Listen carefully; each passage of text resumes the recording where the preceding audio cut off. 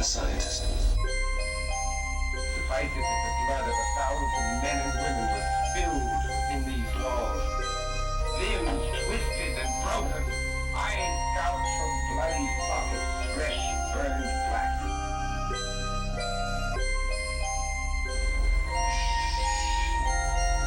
Please. You await the dead. In death, there are no accidents, no coincidences, no mishaps, and no escapes. What you have to realize is that we're all just a mouse that a cat has by the tail.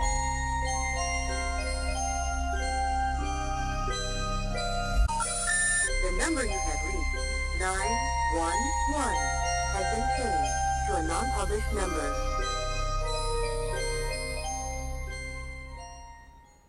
Oh man, I can't remember when I've had this much fun. It's really strange too. I mean, once you get the new equipment in and everything's working Everything great, works fine. Everything works fine. Obviously, radio programming and engineering was not our majors in college because clearly we have. Yeah. Clearly, we lost a lot of listeners. Hopefully, some of them are coming back. I don't know. I mean, we've got a couple back. Marcus, are you there with us? Yeah, still here. All right, great. We're gonna cut our break early because, guys, we've got Marcus Allen with us. Marcus, say hello to everybody. Hello there. Good morning. No, I should say good evening. It's good morning from the UK. Right. Well, we're glad. The world is still spinning. It's still going to happen. That's great. That's comforting. That is. That very much so. Very much so is. All right. So we've been having this discussion. Well, what about the Hasselblad cameras? I know that the film we were discussing the film earlier, and I couldn't remember. From reading the book Dark Moon, I was trying to remember exactly. I don't think there were any precautions taken to protect that film from any kind of radiation, supposedly. That's true. There was no protection was built into the Hasselblad cameras. These were the cameras carried by all the Apollo astronauts. Each one was issued with his own personal Hasselblad camera. Lucky guy. Yeah. And obviously, when you send a camera up into space, and there is radiation up in space, you would like to protect not the camera so much, but the film inside it. Oh yeah. That's what's important. It's the film inside the camera. Radiation actually doesn't have that much effect on the cameras itself. I mean, we can explain a little bit about the dangers of radiation on satellites. That's ordinary communication satellites, like the ones you might listen to or watch your television on. Listen to radio on, those being transmitted by satellite. But basically, the cameras that were carried on Apollo in the late 1960s had no radiation protection on them at all. Contrary to popular belief and contrary to some spurious stories circulated by people unknown, we won't go there, to say that of course the film was protected because the pictures are so good, how could they not have been protected? Yeah. The point is, you can't protect against radiation danger in space on a camera because radiation is contained in the electromagnetic spectrum, part of which is visible light. Therefore, if you were protecting your film against radiation, it wouldn't be able to take a picture. Oh, that's true. This would also apply to like motion picture film as well, I'm assuming. Yes, it does. Okay. All photographic film is sensitive. Obviously, it's sensitive to visible light, but it's also sensitive to radiation. Now, every time you buy a photographic film, and we're talking here about roll film, which some people may not be too familiar with if they're used to using digital cameras. Oh yeah, that's which the is a medium. completely different issue.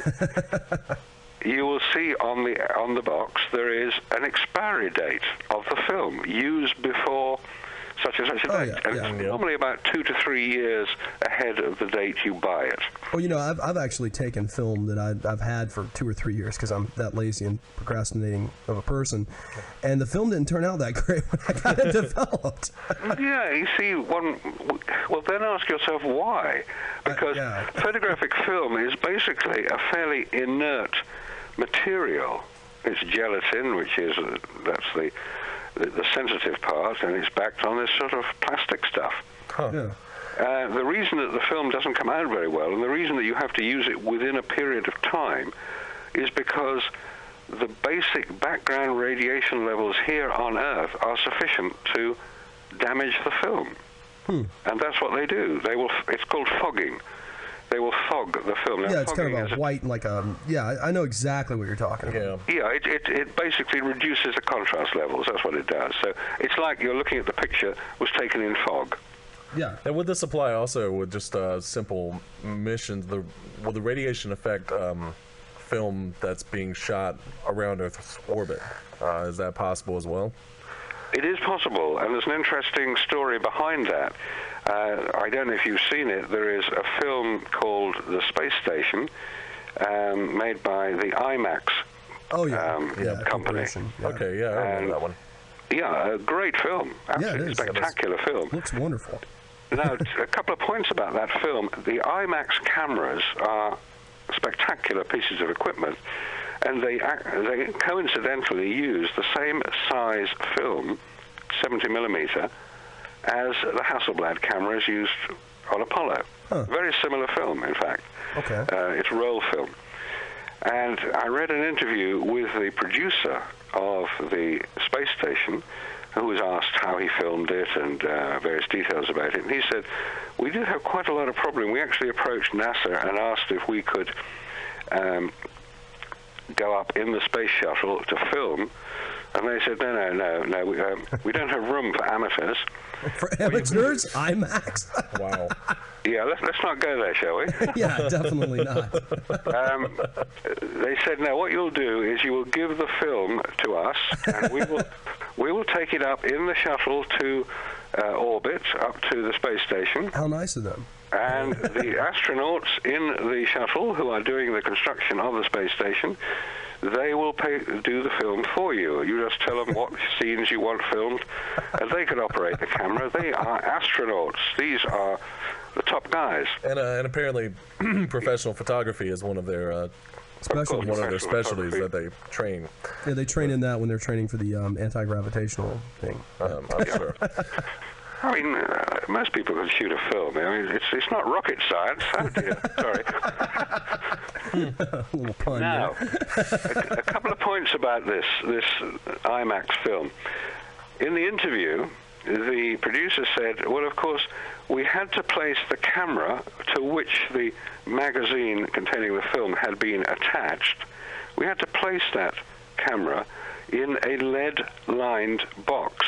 Okay. To take it up in the shuttle, and then it was taken out of the box in orbit, given to the astronaut who filmed the 2 minutes of sequence that each film magazine permitted, and it was then handed back to the shuttle and put back in the lead-lined box. And they said, why did you have to do it like that? And they said, in order to protect the film from the dangers of radiation. Right. Okay. Okay. This is in Earth orbit. Now, Earth orbit is 250 miles up. Yeah. Thereabouts. Now you said this radiation didn't extend to the North Pole, though, correct? Yeah, you can get radiation damage at the North Pole. The point about it being that below the Van Allen radiation belts, there is still sufficient radiation in space to damage photographic film. So my question is, if that is the case in the 21st century, what happened back in the 1960s to permit film to be taken up unprotected for 2 weeks to the moon and back without suffering any form of visible damage at all? And that is a good question. A question that I would like to refer to our callers here. Let me give them the number real quick. That number here in the U.S. is 336-996-1596. Number again is 336-996-1596. It's on the front page of our website. Give us a call if you want to talk to Marcus. He's really a nice guy. Yep. Yeah, let's hear it, because there's a point that I want to make now, because now you've invited people to call in. Okay. I have been studying this subject for over 12 years, And it may sound a little bit arrogant for some goddamn limey from England, Try to mess with America, right? i.e. me, What are you doing? Okay. to be questioning one of the iconic events of the 20th century. And- Specifically an event that is Very patriotic. part of the American makeup. Not only that, but I mean, a real testament for the world. You know, I mean, Exactly. I mean, what we're talking about here is the first event that brought the world to a standstill. Oh, yeah. We all watched it. Everyone watched it. Everyone watched it. You can all remember where you were when man walked on the moon, can't you? I wasn't born yet. Yeah, but- me neither. Oh, sorry. I give my age away here. Oh, God. But I would remember. I will be 30 next month, though. Yeah, we're just a few years shy of that. You see, again, we have an interesting point because to most people listening, the Apollo moon landings are history. Oh, yes. They are something that happened beyond their lifetime. And they've been reading about it and listening to it and debating it, and it's part of history. And, of course, anything that's part of history must have happened. Because, that's the way we were always brought up. Yeah, of course. of course, there is a slight problem here because history is always written by the winners. Oh, yeah. I like listening to the losers' stories sometimes. Oh, if you think about it, both of our countries have had some victories in that regard, to be able to write our own histories, per se. Definitely. Well, let's move on to the craft, I guess, the actual lunar module. Since we talked about the Hasselblad camera, and Okay. what about the spaceship? I mean, was it Right. protected in the same way from radiation? I mean, the radiation should be, I don't know, kind Well, of lethal. that's again a good point to make because this is the assumption that is made that if you're traveling to the moon, you have to be protected because in space there is no atmosphere. Therefore, there is no pressure. Therefore, you must take your own, or for man to survive in what is, in effect, one of the most hostile environments he can encounter, he must take protection with him. And that protection, basically, is in the form of air pressure. Because we are designed to operate at quite high pressures. Oh, yeah. We have 14.7 pounds of air pressure on every part of our body. If you go 100 miles up, you don't have any air pressure, and you would explode if you didn't have any pressure. You would explode because the gases that are dissolved within the bloodstream would expand. This is why divers get the bends and die as a result. And so astronauts have to wear spacesuits, and those are pressurized. Now, in the Lunar Module, going to the moon, the astronauts were, and I quote, in the shirt-sleeved environment. Now, a shirt-sleeve environment means that you take your spacesuit off, basically. Yeah, you just hang out. You're walking around in regular. You're floating around, I suppose, in your T-shirt. Yeah. Which is a comfortable and quite easy atmosphere in which to work. Okay. Now, that implies that there is an atmosphere within the spacecraft, i.e. pressurized air. Obviously. Which is the same in the space shuttle as well. You see shots from the space shuttle, you see the astronauts floating around in the space station. They're in their shirt sleeves and they're floating around. You can tell they're in space because they're upside down. Yeah. Because there's no gravity, and it's all very amusing. And I could tell. Tom Cruise almost fell from that cliff too in Mission Impossible 2. Exactly. Yeah. And in fact, those can be filmed on Earth in the Vomit Comet, the famous plane that carried on when Oh, Tom yeah, Hanks, yeah, I'm familiar with that. Tom Hanks filmed Apollo 13. Yeah. Yes, that's right.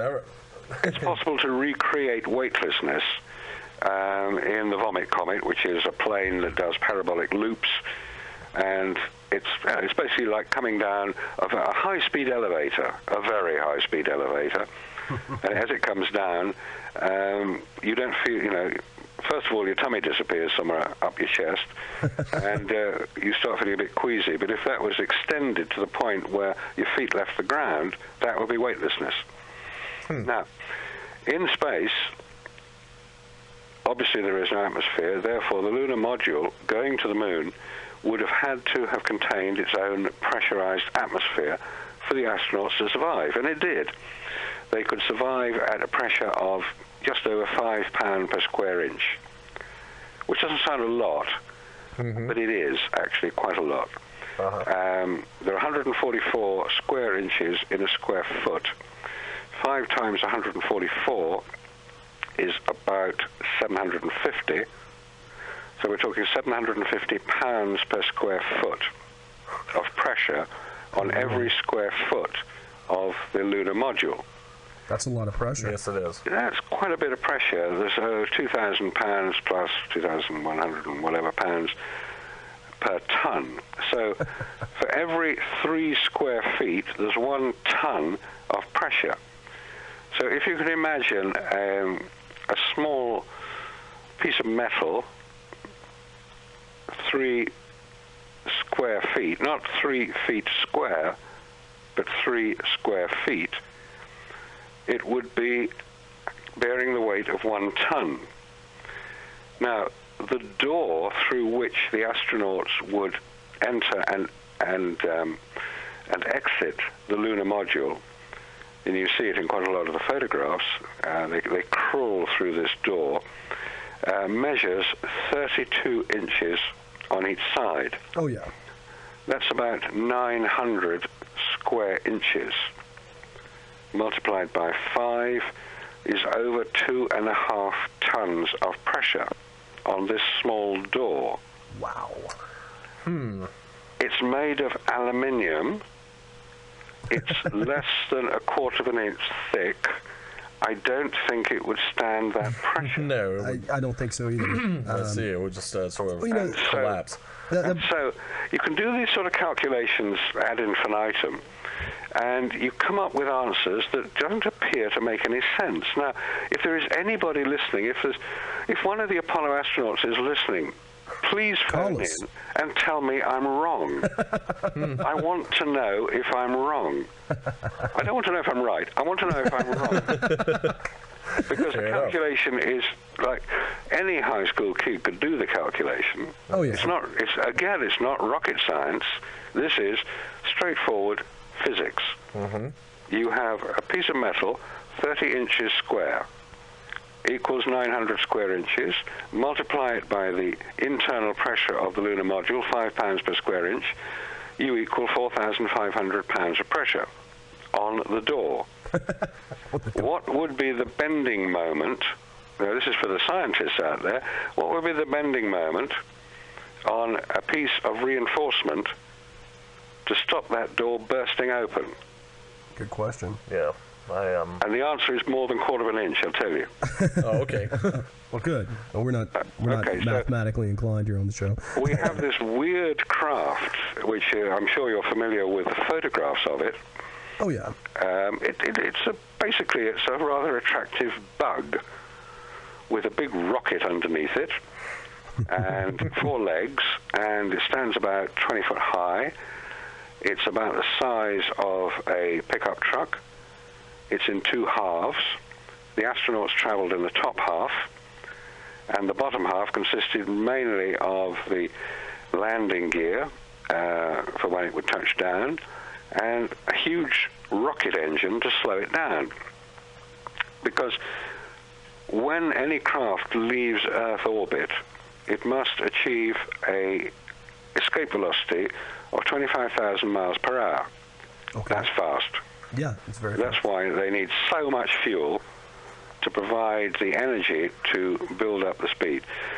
As a spacecraft leaves the Earth, assuming it's doing 25,000 miles an hour or greater, it will eventually leave the gravitational attraction of Earth. Now, what not many people are aware of, you think, oh, you're going 25 miles an hour, well, it's only going to take 10 hours to get to the moon. It's 240-odd thousand miles away. Hey, quick, how come it took 3 days? Because the rocket doesn't fire forever. The rocket only fires for a few minutes. Oh, yeah, short bursts. Just enough Then to it shuts off. Yeah. And basically, you're being gradually pulled back towards the Earth. the gravitational attraction of Earth is pulling you back. Yeah. You reach a point at about 90% of the distance towards the moon, just over 200,000 miles, where the gravitational attraction of the moon takes over and attracts your spacecraft towards the moon. Yeah, that makes sense. So that's why it takes 3 days, because you're slowing down all the time. As you reach this point, this equilibrium point, the point of balance between the gravity of the moon and gravity of the Earth, you're doing about 2,000 miles an hour. Wow. If you were doing about 1,000 miles an hour, you'd never make it to the moon. You'd come crashing back to Earth. Bang. Big flaming rocket. So you've got to get this speed up. Hence the big rocket, hence all the fuel, hence all the drama to get up there. Yeah, You then get into moon orbit, and you're obviously being attracted to the moon, so you're accelerating at this point. And by the time you reach moon orbit, you're doing 3,600 miles an hour, which is not that fast, but compared to the speed you left, but it's fast enough.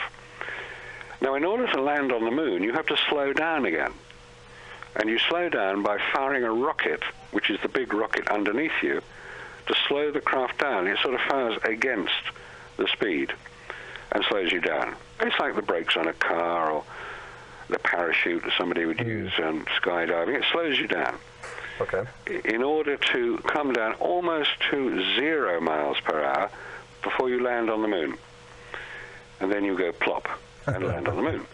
Now, everybody, I'm sure, is familiar with the very famous sequence of Apollo 11 landing on the moon, where you hear voices from the spacecraft. In fact, it's Buzz Aldrin's voice you hear most of the time. He was the second man on the spacecraft, along with Neil Armstrong, who was the commander.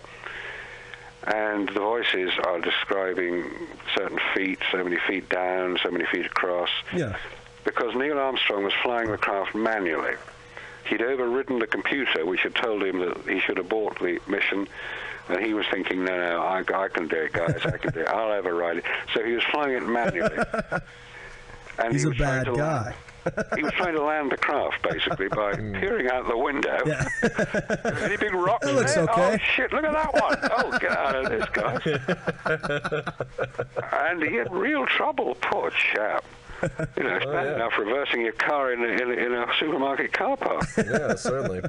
I mean, he had a little triangular window, about 18 inches triangular window to look out of. And there was Buzz Aldrin on his right saying, down a bit, Neil, down a bit, cross a bit, cross a bit. How much fuel have I got left? 20 seconds, get down. And he did. Oh, big drama. I mean, talk about script writing. This is one of the best I've heard. Hey, one small step for man, one giant leap for mankind. That's a great line. And so, he gets down, and the Eagle has landed. The Eagle has landed. Hey, guys, and then Houston replies, something to the effect that, hey, guys, you got a bunch of guys about to turn blue here. Thanks very much. And they're all a bit nervous. Well, we all were a bit nervous. I was a bit nervous. Kept you glued It was to TV. exciting. Oh, yeah. Well, let me ask you a question, just off topic a little bit. Do you believe that we've ever been to the moon at this point in time, it being 2006? Sorry, at this point in time? Yes. What? I mean, do you believe that we've ever been to the moon? I mean, I'm not talking about 1969 or any of the missions beyond that. Do you think we've ever actually been to the moon? Okay. Have we ever been to the moon? I don't see any evidence for it. I wish we had. I really do. It's one of the great achievements of modern science. Oh yeah. To land on the moon. It's a great achievement. But where is the evidence? Where is the evidence that man has landed on the moon? Now, the evidence exists in the form of photographs that were supposedly taken on the moon, films, men who've landed there, equipment that's landed there. The fact that we've been told that it happened interminably by very important people, we believe it. Oh, yeah. Now, that's not evidence. Now, Marcus, I'm gonna stop you for just a second. We're gonna take a short break and just stay on the line with us, and we'll be right back with you. But we're gonna take a short break, and I want to give that number out to the callers again. That's 336 996-1596. Marcus wants to hear from you. We want to hear from you. 336. That's right. Give us a call, guys. 996-1596. We're going to take about a 3-minute break, and we'll be right back here at World of the Unexplained. If you're out there listening, callers, we just had a caller, and once again, I'll repeat myself. We just had a caller that called in, and we weren't able to answer the phone at the time because I don't have an external phone plugged into our equipment yet. That's what I forgot to do today. Well, that's all right. I mean, we've been working on quite a lot of stuff. And so it has to be on air. Otherwise, we can't answer the phone. Certainly. I know that sounds weird. But it does. Anyway, going back to what we were saying, we were talking about you didn't see any evidence for it. About a moon landing at all. At all. That's right. I mean, it's a perfectly straightforward and reasonable question. Do you believe man has landed on the moon? And I say there are 3 things I believe in: Father Christmas, the Tooth Fairy, and God. Okay. All right. Those are good. For everything else, I need evidence.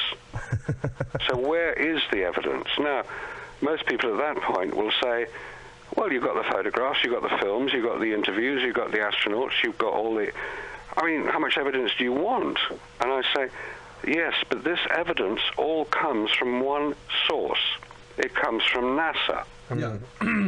All the photographs, all the films, all the astronauts were all employed by NASA. And you would like to see maybe like an independent, non-government sponsored sort of thing That's to right. tag along and right. Take them with them. Be a more, I don't know, sort of a space reporter, I guess. I don't know. To sort of, I mean, be I would objective. like to see some totally independent evidence for the fact that man has allegedly landed on the moon. Now, what could this evidence be? What would persuade me? What would make me shut up and go away and do something else? Okay, wait a minute. We got Marcus, that we've got a caller, caller. Hang on just a second.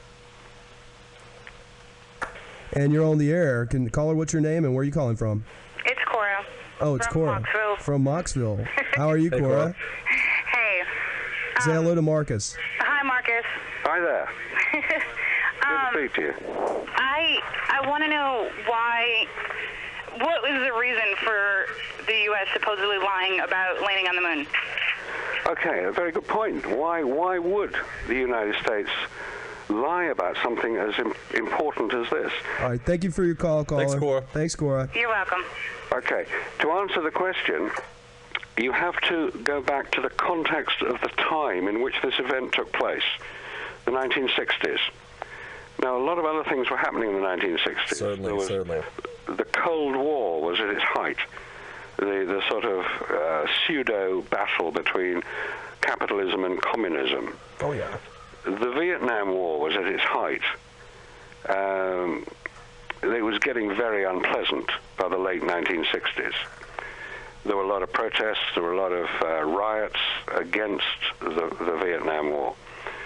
The space race, this mythical race between Russia and America to reach the moon, was at its height. There was a lot of things going on. Presidents had been assassinated. John Kennedy had been assassinated. Robert Kennedy, Martin Luther King had been assassinated. This was the 1960s. These were really big events. They made a big impact. This is not the 21st century we're talking about. We're talking about a much more innocent age. Now, America had been really quite upstaged by Russia in the whole of space travel. Yeah, they had the first spacewalk. Cosmonaut, the first dog in space. What was his name? Laika. Okay. Poor dog. He only got a one-way trip, didn't he? Yeah, the poor dog. Bark and you get a bone until you finally die. Yeah, in he space. was up there. Well, it was, the truth came out about the poor dog later. He was designed to die in space. It was to see if the effect of weightlessness on somebody used to living on Earth. So you've got Russia had achieved a lot of firsts. Russia had upstaged America when they launched Sputnik, and it went bleeping around the world. That was in 56, Sputnik, right? by the way, means companion. This was evidence. Now, what was so fascinating about that was that anybody could discover that Sputnik was up there because it made this bleeping noise. So all you had to do is to tune your radio in, and you could listen to it. Yeah, actually, so there's no doubt it was up there. This was the point. They'd launched the first man into space, Yuri Gagarin, And America went nowhere. Its rockets kept blowing up on the launch pad, and it was basically pretty embarrassed. This is why President Kennedy, in May 1961, made his famous speech to the joint houses of Congress. Challenged the American people to... Yeah, where he announced this is what we're going to do. We will land a man on the moon before the decade is out and return him safely to the Earth. This was an incredible piece of politics to divert America's attention from the fact that they had been comprehensively upstaged by their deadly enemy down the road or across the water, and that they were going to do something about it. Yeah. Now, at that point, May 1961, no American had been into space. So they didn't know if they could do it or not. Oh, yeah. It was here, guys, here's a target, let's go for it. No, that's fine, that's not a problem. John Glenn was the first American to orbit the Earth in 1962, which he did.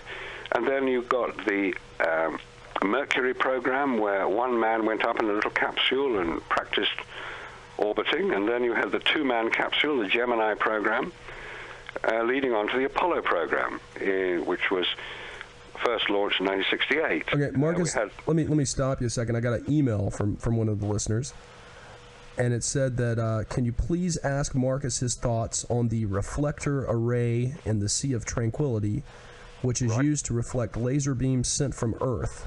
By beaming laser pulses at the reflector from Earth, scientists claim to be able to determine the round-trip travel time that gives the distance between the two bodies at any time. They claim that this is still working today. What do you think about this?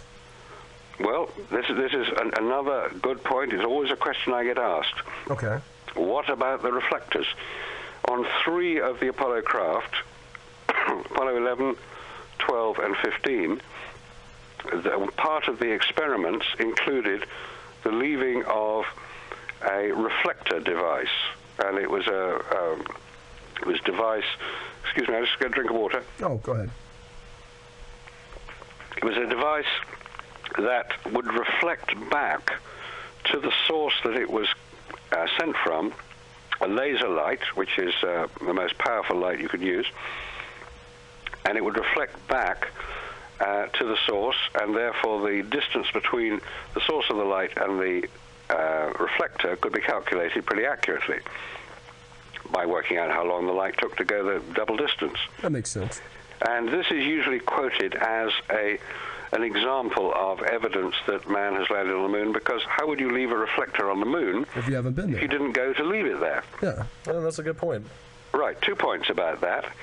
In the mid-1960s, the CIA, Central Intelligence Agency, in trying to develop a secure means of communication between various points on Earth, rather than using radio, which was a bit insecure, had discovered, quite by accident, that if you bounced a radio beam off the moon, you could receive it back to a radio receiving dish on Earth, on the other side of the Earth, which established a means of communication.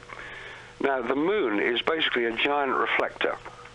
Hey, you look up at night, and there it is. It's reflecting sunlight. It's a reflector. It's not a very bright source of light. It's only reflecting light, and a lot of it is absorbed by the lunar surface. If you point a laser beam at the moon, guess what? It'll reflect back. That makes sense, yeah. It doesn't matter where it hits. It reflects back. Now, most people think that a laser beam is a very, very thin beam of light. Yes, it is a very thin beam of light. But if you send that beam out over 240,000 miles, it's not a thin beam of light when it gets to the moon. That's true. It's 2 kilometers in diameter. Okay. How big's a kilometer again? That sounds bad. Yeah, kilometers in diameter is quite a big area. It's then got to get back to Earth. So how much of the light that started out from Earth is actually reflected back to Earth? And the answer is 6 photons, i.e. you can't see it. It's tiny, and you need a receiver several hundred feet in diameter to collect the light and measure it. So the answer to the question is, you don't need a reflector on the lunar surface to fire a laser at it and get a bit of light coming back. You then ask, in fact this question has been asked, when was the first time that a laser was fired at the moon to measure the distance? Okay. And the answer is 1996. Oh. Not, as most people think, when they left the reflectors up there. Huh. Why so long? Right. Now, the other point to take out of that is that the Russians, in sending their unmanned craft to the moon, also sent laser reflectors up. It doesn't take an astronaut to put them down on there. the surface. So okay, well, this is something, I guess, that's new information to me. The Soviets actually sent an unmanned craft to the moon and set these up. I was, honestly, I was not aware of that. That's right. Okay. Unmanned craft can do a great deal because, in fact, it was unmanned craft that were first landed on the moon. Ironically, they were landed by the Russians. Huh. And Another first. yeah, another first. They soft landed a craft. The first craft to get to the moon, anywhere near it, was a Russian craft, Lunar 3.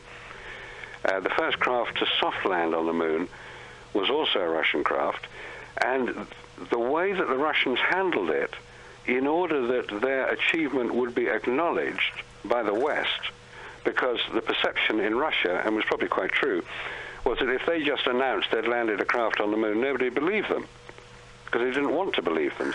So the Russians had to have a means of getting independent verification of their achievement, and they did this by using a radio telescope in Britain at Jodrell Bank. It's called the Jodrell Bank Radio Telescope. It's near Manchester, which is in central England, and it's one of the largest radio telescopes today, as it was then, 250 feet in diameter.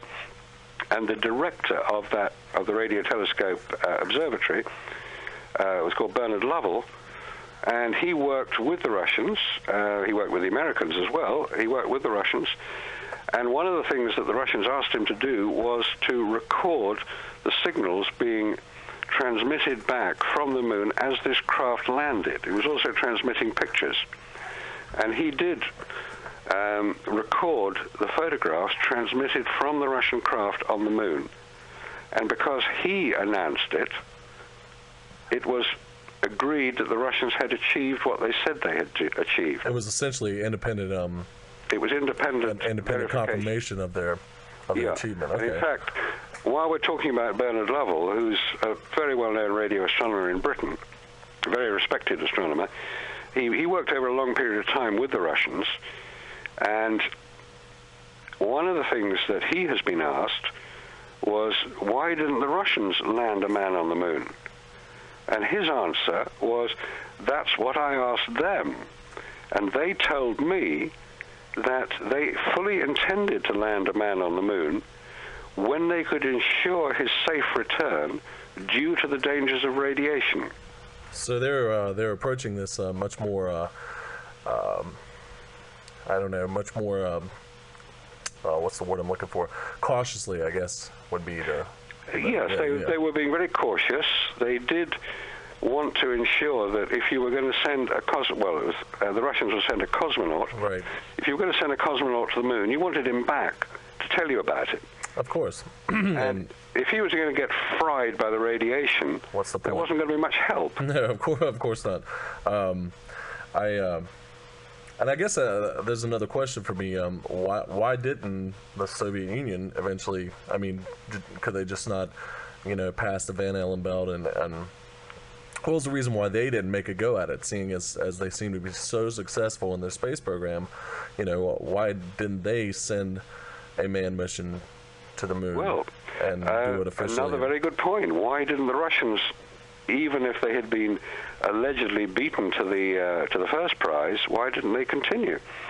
And the answer is the same as before. They wanted to ensure the safe return of their cosmonauts, and they couldn't protect them from the radiation.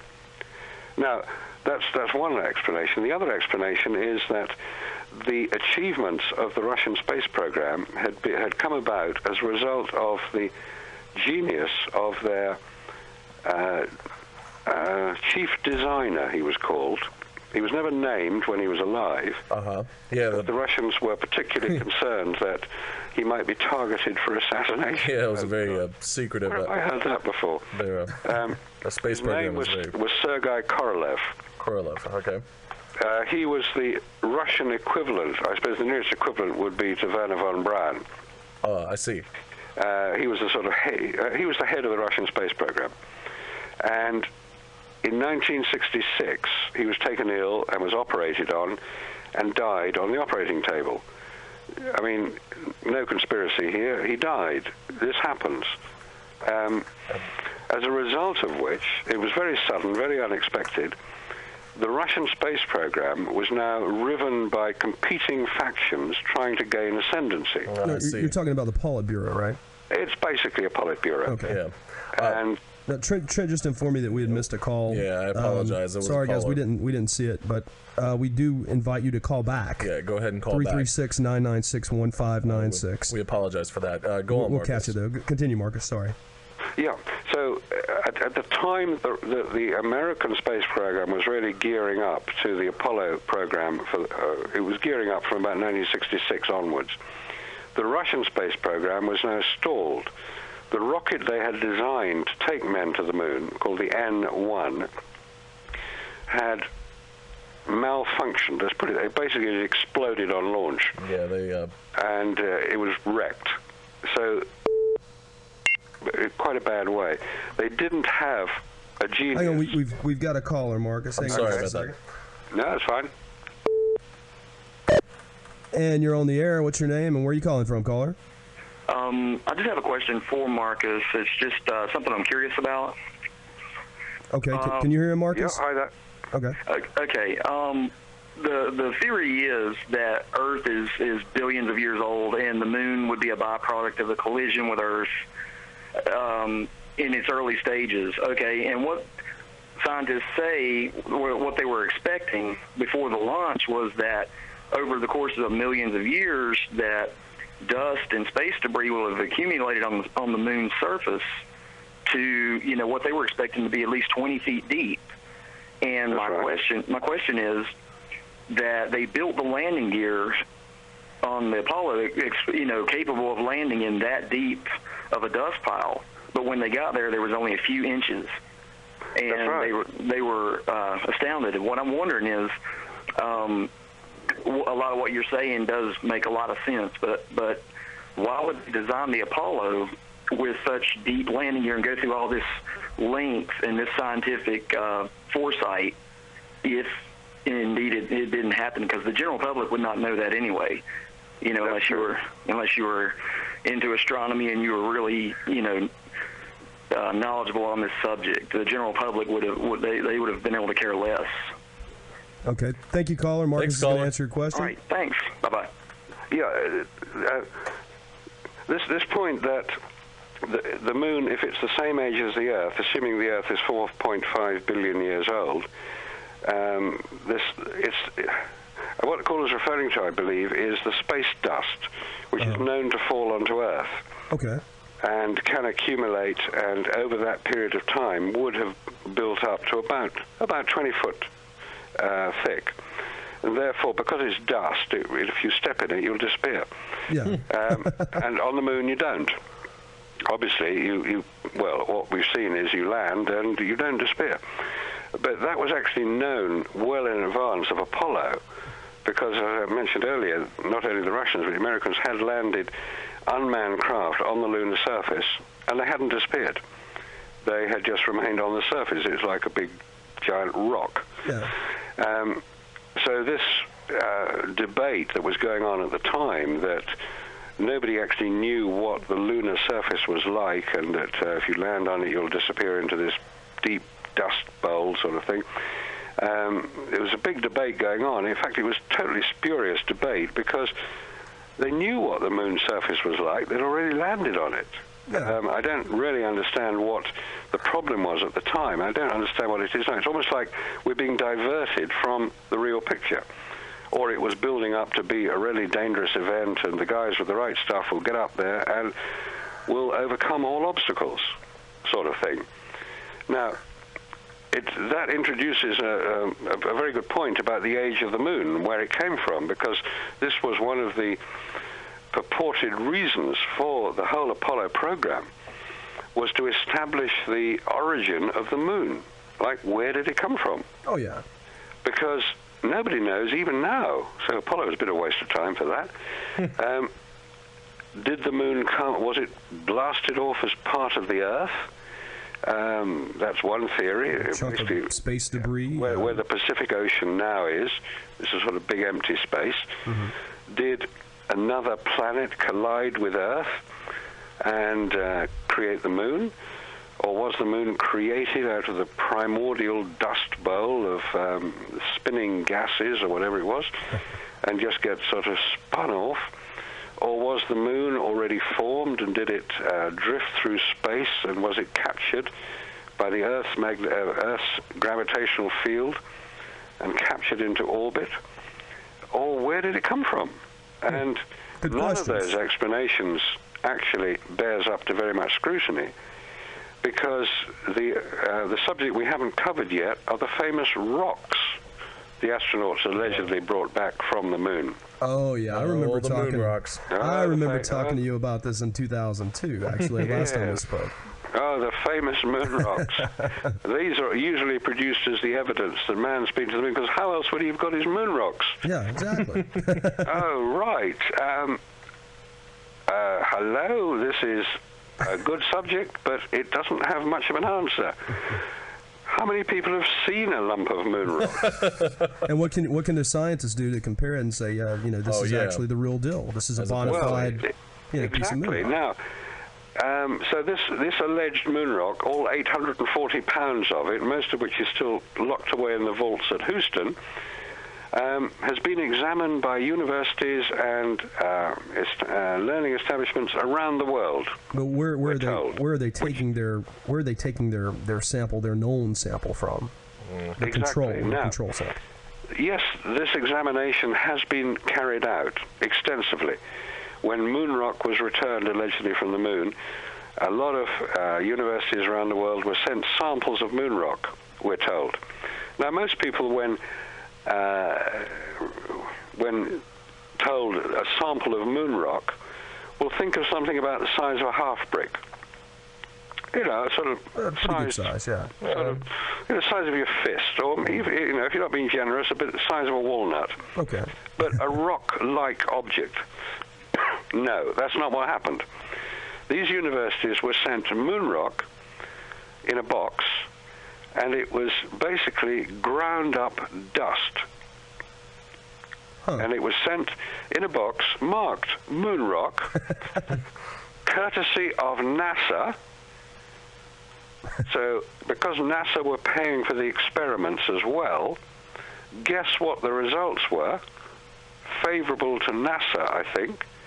And most of them came back saying, these rocks are virtually indistinguishable from rocks that you would find on Earth. Okay, now that's fine until you have established that the comparisons that were taken were with Columbia River Basin, which is in Canada, which is a volcanic area, and Hawaii, which is a volcanic area. So the assumption was these were volcanic rocks. Volcanic rocks are quite different from sandstone or limestone. Certainly. Now, if a scientist is going to examine a piece of dust about half a sugar lump cube, if that, because NASA were a bit mean with their moon rock, I say there's still 600 pounds locked away in the vaults. I've seen what purports to be a piece of moon rock in our museum over here in London. And it's marked moon rock, otherwise you wouldn't know it. Looks like any old piece of rock. So it's not yellow. And no, it's not yellow. I'm joking. It's not green either. Big but piece there's of cheese. also an unanswered question to do with these moon rocks, and it occurs in Antarctica.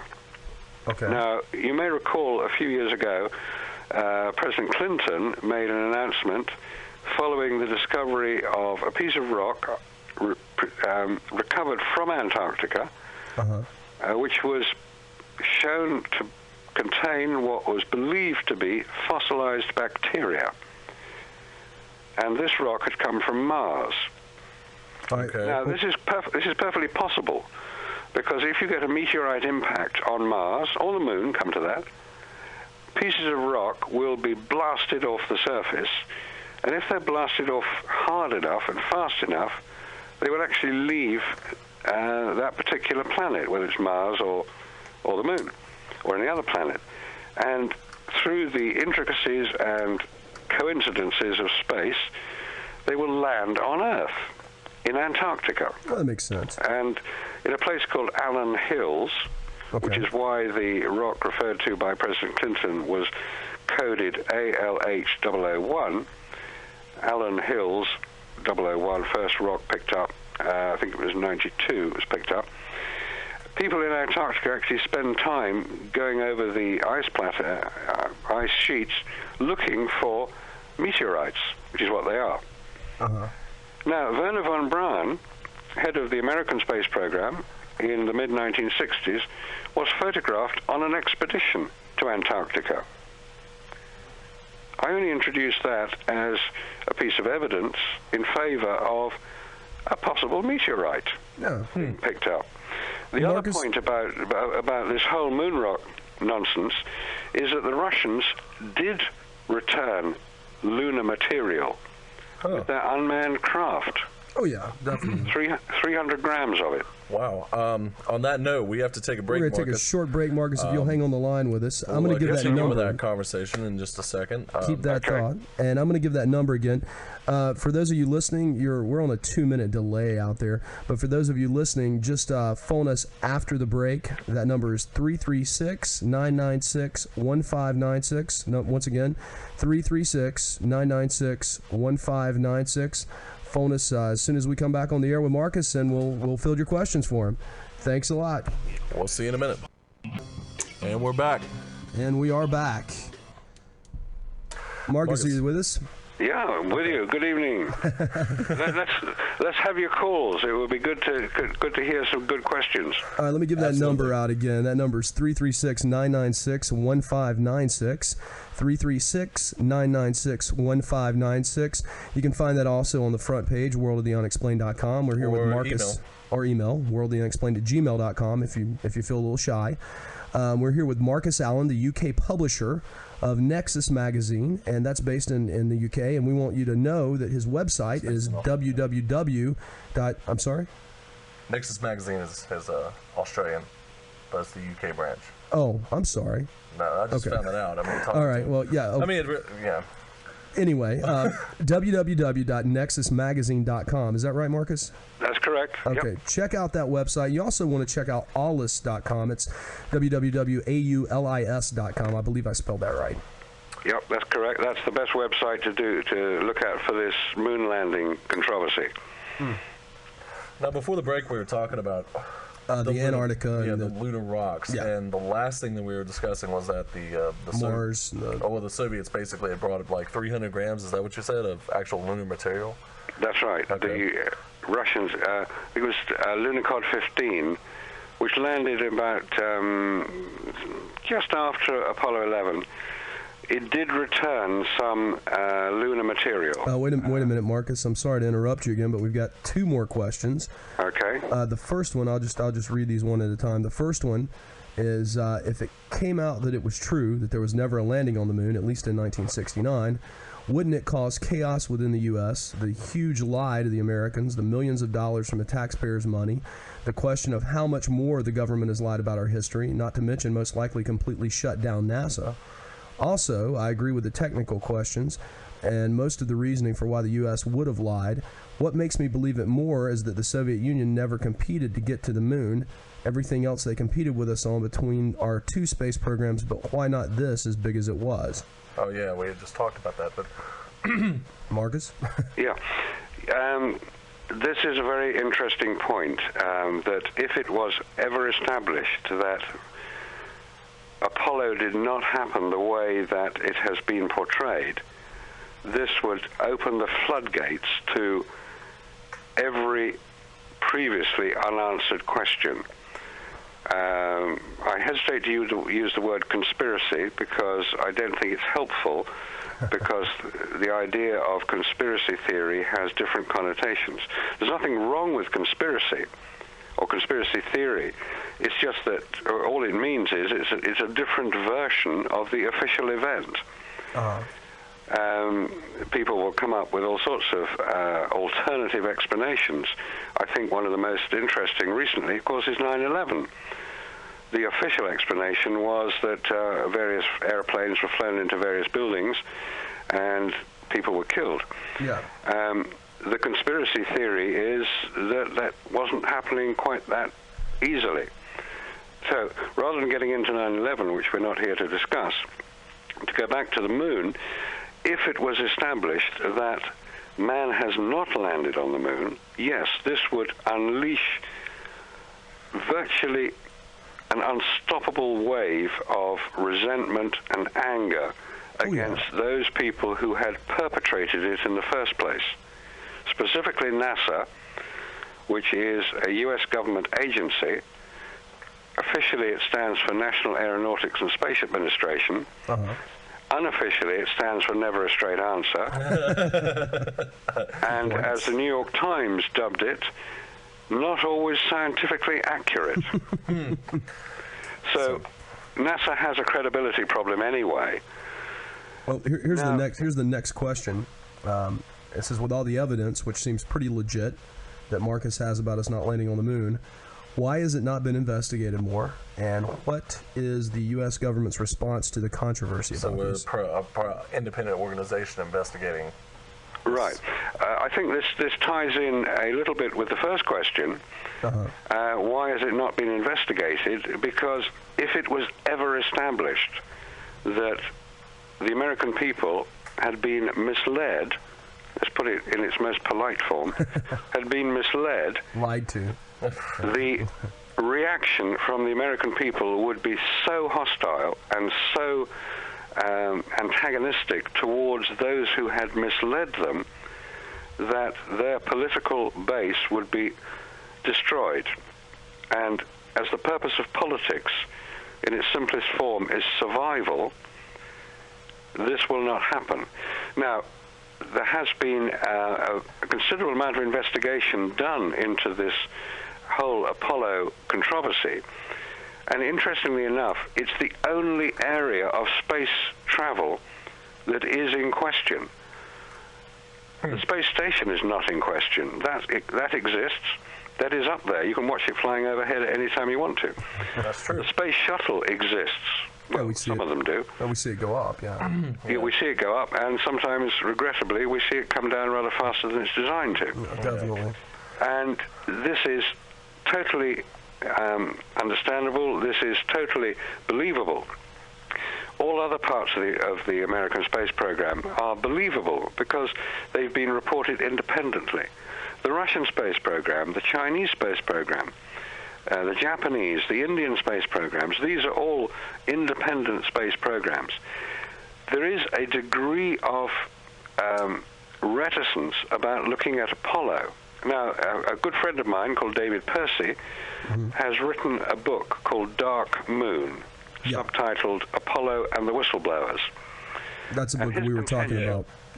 Sorry, that's a book we were talking about before you came on. It's a good read. That's right.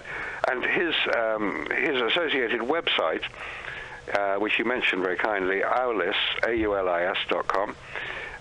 goes into this whole subject in considerable detail.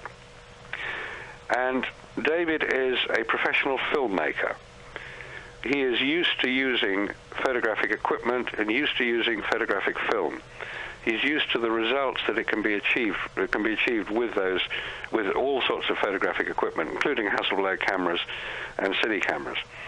And he has spent hundreds of hours examining every single piece of film returned from the Apollo program. And his conclusion is that NASA have unanswered questions that the evidence on the films that have been examined is that they were not taken on the moon. They were taken here on Earth. Now, is he behind the two I don't know if it's on DVD now or not, but the copy I have is on a VHS cassette tape. It's I don't remember exactly the title of it off the top of my head, but it's I think What Went Wrong on the Moon or something like that. It's called What Happened on the Moon. What Happened on the Moon. Okay, now is he behind that video production as well? Yes, he created and produced that particular video production, which is an excellent video production. It goes great. in so much detail. I've yet to meet anybody who has watched that video called What Happened on the Moon and still being convinced that there is any doubt over the moon landings. And you can pick that up at allus.com, can't you? You can get it from allus.com. You can also order it through David Childress's website. Adventures Unlimited Press. adventuresunlimitedpress.com. Okay, great. Now, here on David's a sort a great guy too. Oh, sorry, go ahead. On a related note, you mentioned other space programs, and if the evidence is discernible that this whole thing could just be a fraud, is it possible that other space programs, space agencies looking at the Apollo mission in question do their own private research and also come to the same conclusion? I mean, specifically, I imagine at the time, the Soviet Union, I mean, whenever it happened, I mean, I realized that there was a lot of political infighting that you're talking about after the director had passed away. I mean, but don't you believe possibly that a couple of the scientists there are looking at the evidence privately and saying, hey, comrade, we don't buy it, America, and if so, then why haven't they brought their voices to the forefront? That's a good point. It's called "Why didn't the Russians blow the whistle?" question. Yeah. And well, why didn't the Russians blow the whistle? They had the most to gain from exposing a perceived fraud. Again, you have to return to the time this was happening, the late 1960s. And I'd already mentioned that the Russian space program had been riven with factions trying to gain control. And you have to also understand, I'm sure most people now do, that the Russian political system was very different from the democracies of the West. Oh, yeah. Now, yes, there were almost certainly some Russian scientists with access to the same information as most people in the West had access to regarding Apollo. And they may have looked at it and they may have said, this looks a bit funny. Now, in order for Russia to come forward and accuse America of perpetrating a fraud or a hoax, how would that have been done? Somebody would have had to persuade the Soviet Politburo, headed by President Brezhnev at the time, of their belief. Yeah. Now, who in the Russian space program would have had not only the technical knowledge to be able to unravel what was being presented to the world as a great triumph and expose it as a fraud, but also the political clout to go in front of the Soviet Politburo and persuade them that they should expose America for committing a hoax on the world. And I contend that there wasn't anybody who could have done that at the time. But a more interesting question would be, why did nobody in the West blow the whistle? Why did no photographer come forward and said, I have serious doubts about these photographs? Why did no biologist come forward and say, how did man survive the dangers of radiation in space without protection? Why did no physicists come forward? Why did no chemists, why did no scientists come forward and question it? Because nobody did. That's true. Nobody in the West came forward to challenge it until about 15 years ago. That was the first time I was aware that there was a doubt over Apollo. It took that long for the doubts to arise. Huh. And you may recall that at the time of Apollo, there were various surveys conducted. I'm not quite sure who by or for what purpose, but they did show that 25% of people questioned did not believe what they were watching. They did not believe that man has landed on the moon. Now, that was put down at the time to, this was such a gigantic scientific achievement that people have trouble grasping the implications of it and would deny it. We should put a poll up on our website and ask that. That's a good question. We should do that. I think we should do that. How many people believe that we went to the moon? But it's very true. Any kind of new scientific or technical breakthrough that happens, I mean, there's a certain amount of disbelief just inherently. Oh, yeah. That's a common human reaction to any major new leap forward. I know my great-grandfather, he never believed that it happened. And this is back when it actually occurred. He's like, there's no way. You know? Yeah. And there were quite a lot of people who had doubts, but they couldn't explain those doubts. Yeah. They just said, this doesn't look right to me.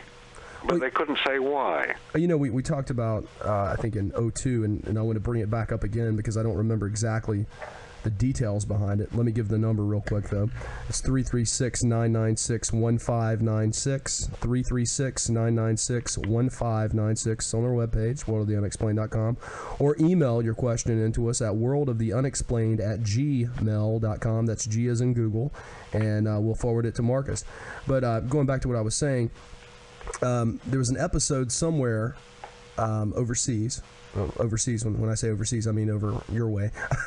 But it dealt with something about a Coca-Cola bottle or a Coca-Cola can rolling past one of the astronauts' feet in one of these clips that they were showing on TV. That's right. In fact, this is an incident that is recalled in the book Dark Moon. Uh-huh. And it comes from an interview that David Percy conducted with a lady in Australia, in Western Australia, who was watching the live landing in Western Australia, in Perth, as it happens. And she was watching the landings, and she was convinced that she saw on the screen what looked like to her a Coca-Cola bottle rolling across the moon. The surface of the moon. And of course, this wouldn't be possible because I know Coke is everywhere. Well, you know, they've got Santa Claus. I mean, they made him red and white. Why not have the moon true. too? You know, Coca-Cola will rule the universe. Anyway. Well, of course, it was Coca-Cola that invented Santa Claus. Yeah, exactly. So, but that's another story. And she was convinced that she had seen this Coca-Cola bottle on the screen, and didn't believe it, obviously. Yeah. And waited until, and she phoned a couple of her friends who had seen it as well. If only there were VCRs back then. Oh, yes. And they basically were waiting for the repeat transmission, the sort of summaries and the repeats of the landing. Uh-huh. And she never saw it again.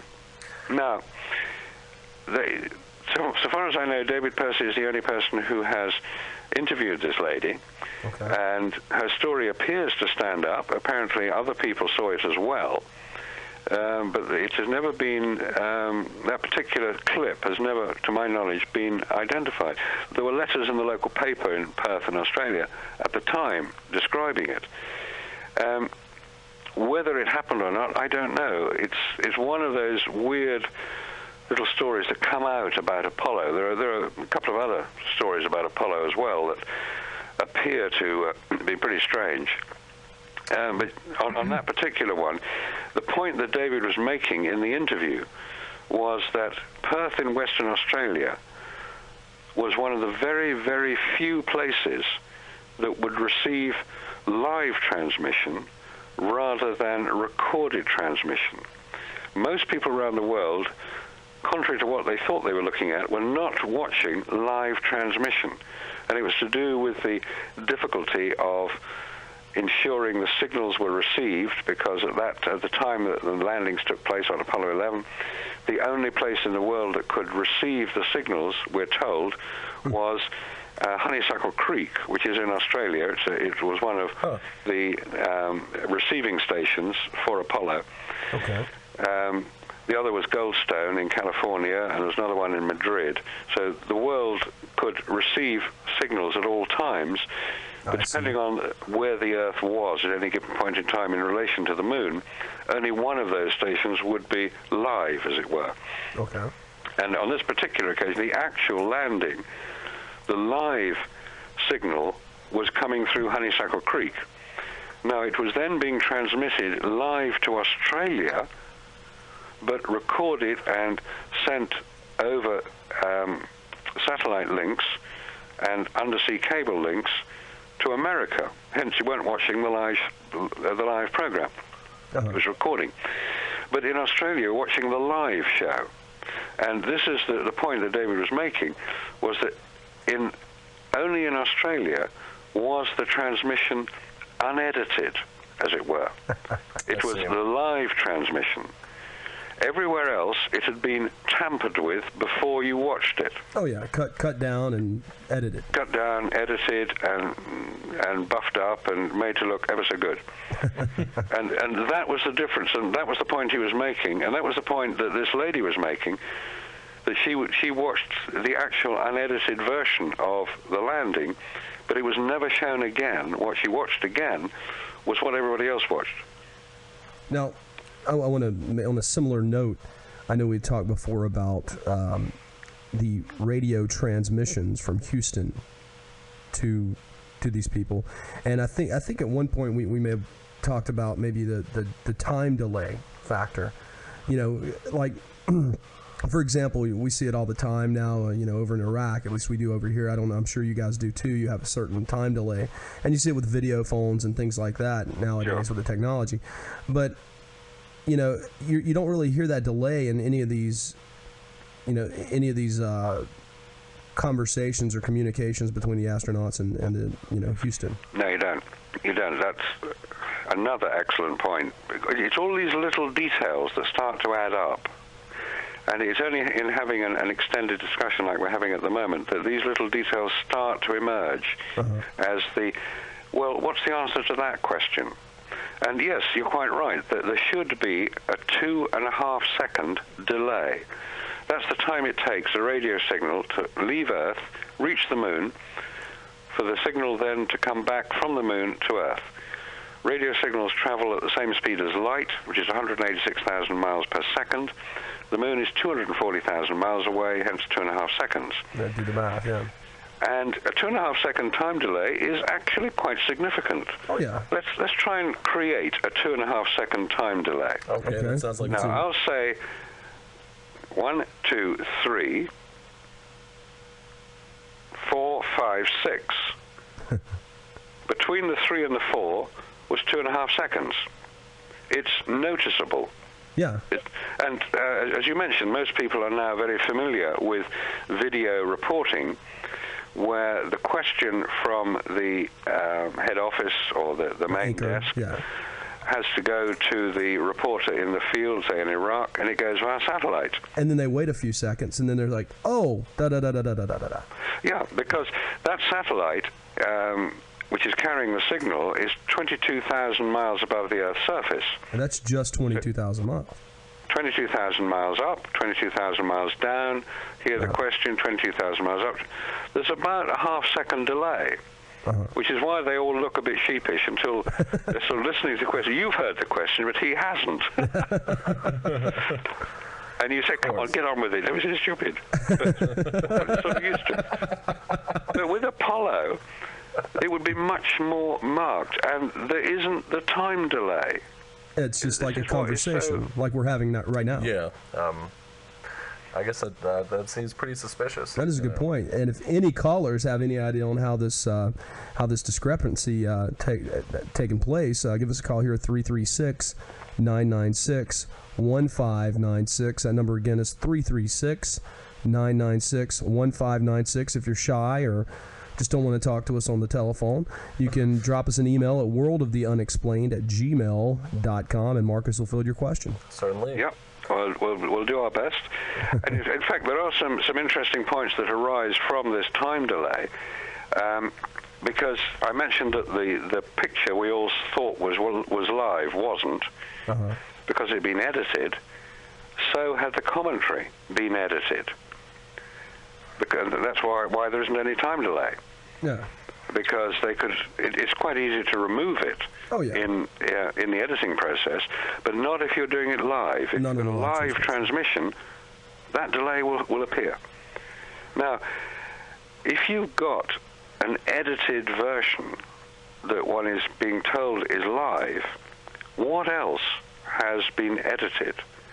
Now, the other question which I quite often get asked was, if what you're saying is anywhere near true, surely that involves so many people to keep a secret that it would have got out by now. Yeah, you can't keep 400,000 people who worked for NASA at the time of the Apollo missions in the mid-1960s. You can't keep a secret with that number of people. That's quite true. You can't. Why bother? Why even attempt it? There were 400,000 people working for NASA in the mid-1960s, working specifically on the Apollo program, and they were doing the very best job they could. They were building the best rockets they could, building the best landers, the best control centers, the best communication systems. They were doing the best job they could. They were not party to any underhand activity that was going on. My calculation is that at the very most, 50 people might have had direct knowledge of some form of manipulation of the Apollo record. And obviously the astronauts would have been involved, as would the people in charge of transmitting the information. Oh, yeah. But on that note, I want to take a short break. We'll continue this. And we're going to be right back. Give us a call at the station here, and we will get you up and running with Marcus Allen from Nexus Magazine. We'll be right back. See you in a minute. And Marcus, are you still with us? Yeah, we're still with you. That's great. Lovely to be there. Thank you. Can you hear us a little better now? Yeah, it's nice and clear. It's quite loud. Okay, good. I turned. I guess I turned up the right switch. I guess so. All right. Yeah, just crank it up to volume 11. Of course, volume 11. To 11. Yes. Well, why do you play with that? Because it goes to 11. Exactly. Of course it does. They all go up to 11, don't they? Actually, of course our system. Actually, we both play in rock bands here in the U.S. So it's there you go. Yeah, it's a lot of fun. One of our many side projects that we're involved in. Oh yes, blackbookromance.com. Got to promote myself. But I haven't actually made it that far, but it's a fun thing to do. Yeah, we're playing this Thursday. Actually, you better come out and see us. I will, Scott. Okay, that's good. Anyway, keep working on it. It's been a long road, let me tell you. All right. Once again, I'm going to go ahead and give that number out, and then we're going to get into some other stuff here in our last half hour. That number again is 336-996-1596. 336-996-1596. Don't be shy. Call us up. That's right. All right. Now, we were talking on the break to Marcus, and he was telling us, I guess you and Trent were talking about some of the actual players, the actual characters. Players, the astronauts themselves. And, that's right. Yeah. Why haven't they, at this point, said, "Look, it was a fraud, guys"? Why haven't they, of all people, cleared their conscience, so to speak? I want to make one comment before you answer that, if you don't mind. And that's I have a friend that does a paranormal radio show also. Josh. Yeah. Over in Asheville, North Carolina, and he was telling me that he had one of the actual, because I told him about Marcus, but he told me he actually had an astronaut on his show, one of the, I don't know which one, I don't think it was from the Apollo 11 mission, but it was one of the other missions, and this guy would get so upset when anyone ever even hinted that it might be a cover-up. I mean, he was ready to almost physically fight with people over it. Well, that is a totally understandable reaction. Now, if there has been a manipulation of the Apollo record, anybody who would know about it will be the astronauts themselves, because they would have to be in a party to it. So you have to look at who these astronauts are. There were 25 of them, not 27, 25 actually went to the moon. They didn't all land, only 12 of them landed, allegedly, on the moon. But those 25 astronauts, because 2 of them actually went twice, Shepard and I think it was Scott, went twice. these astronauts, they were all military men.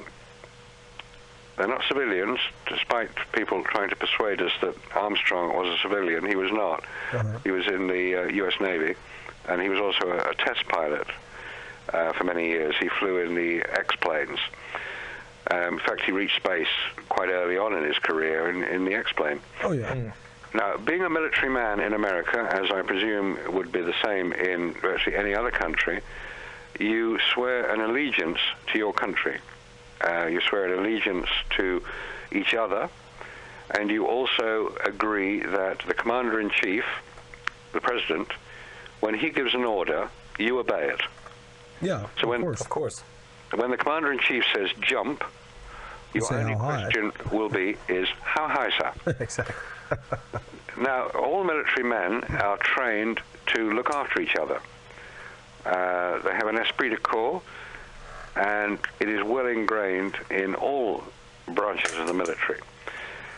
So for somebody to suggest that they might not be telling the truth would be something that they would immediately deny, because for one of them to agree that he, and by implication the others, had not been telling the truth would be so reprehensible and so severe that they would never, ever do it. They will not let each other down.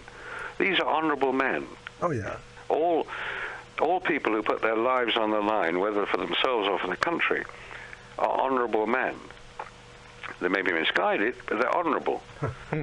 Now, they're not going to agree, and in the case of the astronaut, there's an interesting event that took place 2 or 3 years ago when Buzz Aldrin was approached by a reporter and asked exactly that question. Would you swear on a Bible, Mr. Aldrin, that you landed and walked on the moon? Now, instead of saying, give me the Bible, oh, yeah, of course I'll swear on anything you want. How many Bibles have you got? Exactly. Give me a stack. Bring the stack out. His answer was a punch in the face. I think I remember that in the media somewhere. Wow. It was filmed, actually. Oh, that's why I remember. Yeah. Ooh, that's got to be bad for punch PR. In the face. Yeah. I'm sure Buzz Aldrin is an honourable man. Oh, yeah. I know he's had a few problems, but he was one of the first to land on the moon. Now, that's what he believes. That's what most people around him believe. So if somebody comes along and challenges the core of his existence, he's going to be a bit upset. Oh, yeah. But you would have thought that punching a guy in the face was not the best way to get your point across. No, it certainly doesn't add to the... No, and Neil Armstrong, in fact, has never, ever given an interview. Huh, that's really weird. If you approach him, and he lives in Ohio, if you approach his residence, he will ask you to leave, and if you do not leave, he will call the police. That's nice of him. Wow, I guess. Yeah. Now, who was it that wrote the book? I remember when I was in college reading. We had to do some kind of. I was an English major of all things, and we had to do some kind of. They give you all these selected readings in American and British literature and all this stuff, and one of the more modern readings was supposedly had come from one of the astronauts as he wrote from the I guess not the shuttle, but I think it was one of the Apollo 11 astronauts. And I don't know if that was... I wanted to say that was Neil Armstrong that had written this short story encounter, or, it was just talking about being out there floating around, and I think he actually referenced naked women at the time, or something crazy like that. It was one of these, pseudo-postmodern kind of expressions, but... Are you familiar with any of that, or am I just making no sense at all right now? Yeah, there are many little stories like this that float around about the astronauts, and they all seem to have one purpose. They all seem to have the purpose of confirming the stories. Selling the propaganda. Yeah, it's basically propaganda. I mean, there's one famous story that goes around that apparently it was a secret transmission from Apollo 11 back to Earth, back to Houston, where Neil Armstrong is allegedly saying words to the effect that they're watching us. He's actually on the lunar surface, and he's reporting what he's seeing, and he's saying they're watching us. They're huge. We don't know where they're from. Oh my God. Implying that there are there's, UFOs up there, sort of thing. Yeah. Now, I've heard that story so many times, and I always say the same thing. Show me the recording. Yes. Where's the recording? Where did he actually say it? At what time during the mission did he actually say it? And nobody's ever come up with it. It's, again, a piece of propaganda. It's called disinformation. Oh, yeah. You're trying to confirm something without actually being seen to do so. By implying that Neil Armstrong was on the moon when he saw these things, you're implying that he got there in the first place. Yeah. Now, all of this is pretty routine propaganda stuff. Just to come back to the point about the NASA employees and the whistleblowers, to say that nobody in NASA has blown the whistle would be wrong. Many people in NASA have questioned what is being shown as the Apollo record, but because of their position and because of their reliance on, if you like, pensions, their reliance on also the respect of their peers, they're not going to break ranks. They're not going to tell the whole truth. It's not that the whole truth hasn't been told, but others have come forward and examined the evidence, which is when we come back to the beginning of our talk tonight. I say, for everything else, I want evidence. Yeah, well, and I guess that maybe they're like leaving little breadcrumb-esque type of clues along the way to lead others into the right direction. Well, at the same time, not implicating themselves, I guess. Yeah, I think you'll find that people will not implicate themselves. They will not. In fact, there is an interesting story about David Percy and why he took on the really quite onerous task of researching and investigating the Apollo record for, in fact, 8 years he spent doing it. And that is an encyclopedia, by the way, for those who are listening. That is a huge, tremendous book. It's a very fascinating. It's very informative, but it's huge. Yeah, and the reason that he took on that task was that his father-in-law, who was American and worked for NASA, his father-in-law said to him many years ago, said, David, you're a filmmaker, examine the Apollo record. And David said, what do you mean? He said, I'm saying no more than that. He said, just examine the Apollo record. Hint, hint, wink, wink, nudge, nudge, say no more. David was intrigued because his father-in-law actually did work for NASA. His father-in-law has passed on now, and that is the point at which David published his information. He would not publish it prior to his father-in-law's death. But that question set him off on the quest to identify the Apollo record, and was it true? And if you've read the book, as you have, you'll know that his answer is unequivocal. It's been manipulated. Yeah. It's faked. Which is sad in many ways. And what is even sadder, but actually quite exciting, is what will happen in probably the relatively near future, is that somebody will go back to the moon. Yeah. Whether it's the Americans, the Russians, the Chinese, the Indians, the Japanese, somebody is going to go back to the moon. Somebody will land on the moon and will say to themselves, well, not to themselves, they'll say, hey, you remember those Apollo craft that got here all those years ago? Let's go and have a look at them. Where are they? Where are they? What? Not here? That's a question I have. I wanted to bring up earlier, but I must have forgotten to bring it up. But, we have all these monstrous telescopes now that can peer deep into space. And my question is, and I'm sure it's a question that's probably been on the minds of many of the listeners tonight, and that is, why is it that we can't take pictures or we can't see these craft on the surface on the lunar surface, if in fact we do have the capability of being able to magnify at such a good depth? Yeah. Again, a question that is frequently asked. Surely it would be very easy to photograph something the size of a pickup truck on the lunar surface. Yeah. And yes, it is. It's very easy to photograph things on the lunar surface. All you've got to do is take the Hubble telescope and point it at the moon. It's not rocket science, it's just simple optics. And the Hubble Space Telescope, I'm sure you've seen photographs of it, you've seen pictures of it. Oh, yeah. It's basically a long tube about the size of a Greyhound bus. It's quite big. Yeah. Now, ironically, that shape and size is exactly the same as the spy satellites that are currently up there being used to have a look at Iraq trying to find Mr. Bin Laden. And these are cameras that are above the Earth, 200 miles above the Earth's surface, that can, so we're told, read a newspaper headline from space. Wow. Which technically they can do.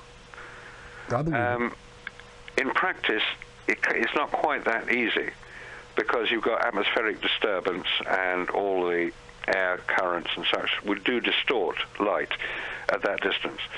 But on the moon, you haven't got any of this. You've got no air currents, you've got no disturbance. If you take the Hubble Space Telescope, point it at the moon, you'd think, yeah, we'll get a picture of whatever's up there. No, because the Hubble Space Telescope, we're told by NASA, never a straight answer, is not designed to look at things so close. Hey, the moon is that close to the space telescope? It's designed to look into deep space and see things 12 billion light years away. Right. I mean, right, it's a long way. Yeah. Now, I don't know the specification of the cameras on the Hubble Space Telescope. We're told that it could resolve, i.e. it could see an object 130 feet across on the moon, which isn't that, that's quite big. Yeah, you would definitely be able to pick up a craft the size of, the size of one of the, like you call it a pickup truck. If the smallest object you could identify on the moon is something 130 foot across. That's pretty big. The Apollo lander was only about 20 foot across. You wouldn't see it. Now, if that is the true explanation, I very much suspect that it is not the true explanation, that it would be possible to photograph something on the lunar surface. And there is something that is in Chile. It's called the Very Large Telescope in Chile. It's operated by the European Union, God bless them. No, don't go there. Ethnocentric it's operated in Chile because the air is clear above Chile, Atacama Desert. No rain, no dust, nice and clear air. And they have this telescope which is capable, so I was told, of being able to identify a human hair at 10 kilometers. Good God. Why you would want to identify a human hair at 10 kilometers, I don't know. But all that tells you is it's a very powerful telescope. Because you can. That's it's simple. Yeah, because you can. And because there are 4 of these telescopes which can be linked together, it can produce an image which I was told about 3 years ago could identify the Apollo craft on the moon, and that it would be used for that purpose to do the tests and the verification of the telescope when it was built. And I thought, oh, good, we might get an answer at last. Yeah. And that was 3 years ago. Hasn't happened. Of course. So again, we're still waiting for this famous photograph of craft on the moon. Let me give that number again real quick. We're speaking with Marcus Allen, UK publisher of Nexus Magazine. That number is 336-996-1596. We're taking your calls live with Marcus Allen. 336-996-1596. Okay. And as you we've got about 8 minutes left. Okay, Marcus. Well, there's a few more. What do you think the main thing is that you want to get out, as far as to the people, to the last this last 8 minutes? I think the most important thing, really what we've been discussing tonight, the most important thing is that the truth be known. If I'm wrong, if all the other people who've examined this subject are wrong, and that the 12 named astronauts, did land on the lunar surface between 1969 and 1972, in the manner we have been told that they did, and did the experiments and did all the tests and carried out all the surveillance and the driving around that they did, if that was precisely as shown by NASA all those years ago and repeated in books and magazines ever since, if that was exactly the way it happened, I want to know that. Because there are so many unanswered questions surrounding Apollo that it is becoming a subject which has actually got a very significant part to play in the future as well. President Bush, last year I believe it was, announced that there would be a return to the moon and to Mars. I remember that. This would revitalize NASA, it would revitalize the American dream of exploration. Hey, think of the film we could get now with the computer imaging, and we wouldn't have a lot of the problems they had in 1969. It would be virtually impossible today with digital cameras to see the joins. So, I guess another. I'm sorry. Go ahead and finish. One of my final questions would be, when do you think, if it was all a hoax in 1969, then when do you think we are going to be capable and ready to send a man on the moon, be it us or any other nation on this planet? Technically, it would be possible to do it within a few years. We have America certainly has, I don't think Russia has rockets capable of launching a 50-ton payload into lunar orbit, which is what's required. We do have sufficient technology. We do have a great deal of understanding of what space travel is about. It could be done relatively quickly. It's a matter of the reason for doing it. Now, the reason for doing it back in the 1960s was political, not scientific. There was very little science carried out. It was a political event. And it was also in memory of a dead president. It was a mission that was accomplished. Now, if we continue to see Apollo as being a relatively simple exercise in the 1960s and extrapolate that simplicity into the 21st century and try to duplicate it and fulfill President Bush's announcement of returning to the moon. By the way, the deadline to return to the moon is double the Apollo deadline. It's about 15 years. If we extrapolate the technology and the methods that were used, we may come seriously unstuck, because if that technology in the 1960s did not work, they didn't land on the moon, but they're still going to use an Apollo-type lander, how on earth are they going to test it? If they're going to rely on all the evidence and all the experience gained from Apollo, it may expose Apollo in a way that nobody has conceived of in the past. And that would be a tragedy for Apollo and a wake-up call for humanity. Oh, yeah, certainly. And we've got 4 minutes. 4 minutes left. So any last words? Any last thoughts? Any? Well, probably most important of all is is really thanks to you for the chance to discuss something which I consider to be one of the most important subjects around at the moment. We're going to rely in the future on what has happened in the past, which is quite natural, quite normal. But if what happened in the past isn't correct, our future is going to be considerably jeopardized. And we do have to get it right. Humans are not designed to travel in space. We're designed to live on this beautiful and spectacular planet we call Earth. Oh, yeah. We would like to travel. That's the human imperative, is to travel. What's over the next mountain? What's around the next corner? What's that country like? It's the innate curiosity of humans is to travel. Like Columbus set off to discover the Indies and discovered America. Well, that's nice. He did a good job. But he did know where he was going.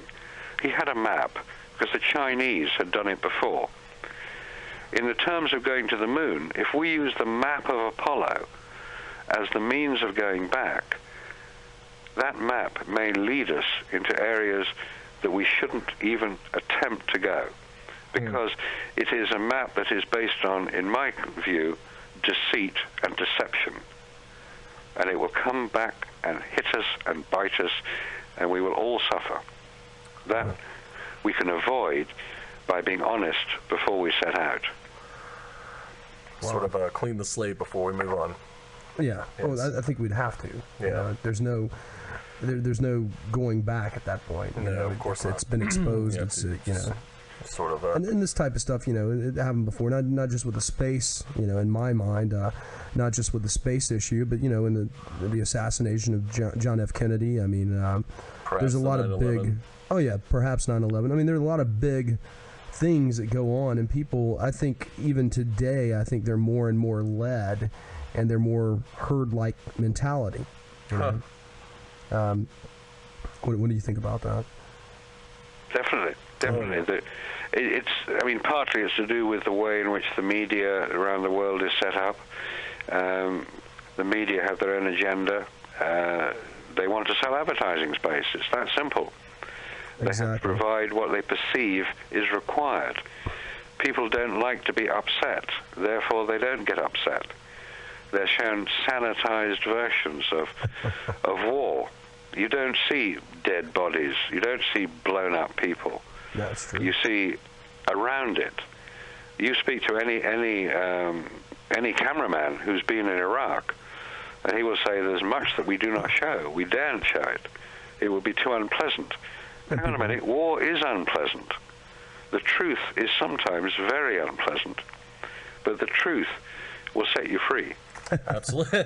And on that note, we're gonna end this session of World of the Unexplained. That's right. Marcus, if you'll hang on the line, we'll be right back with you. We want to thank you once again, Marcus Allen, UK publisher for Nexus Magazine. Thanks again to all of our callers and emails tonight. It's been a very lively discussion, and one which I hope in the future we will continue. Definitely. Thank you once again, Marcus. Like I said, if you'll hang on the line, we'll be right back with you. Okay. Well, and that was Marcus Allen. Thanks for tuning in, guys.